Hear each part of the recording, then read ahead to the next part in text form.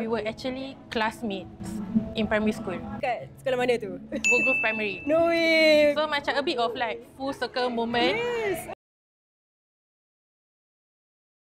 Boleh berbual 5 bahasa. English, Malay, Chinese, French and Arabic. Cabaran is to introduce yourself in all 5 languages. Hi everyone, my name is Aisha and I am a graduate student right now. Hai semua, nama saya Aisha Liana dan saya merupakan seorang mahasiswa di universiti. Bonjour à tous, je suis étudiante à l'université à Sciences Po en France. اسمي عايشة وأنا أدرس في الجامعة. 你好，我是Aisha，我学习华语在大学。 Kita take it as semua betul sebab Sat tali fact check but yeah, sounds valid. Then to date kan, you dah pernah tulis puisi, cerpen and then pantun also. So lepas ni you nak try tulis apa pula? Saya nak cuba screenwriting, tulis skrip untuk pementasan dan juga untuk filem. Okay lah, then you dah pergi kat France untuk belajar kan? Ya, betul. Lepas ni bring your film to go to Cannes lah. InsyaAllah. Got to represent somehow. That's the dream. You pakai macam gini pergi Cannes pun okay. Representing gadis Melayu.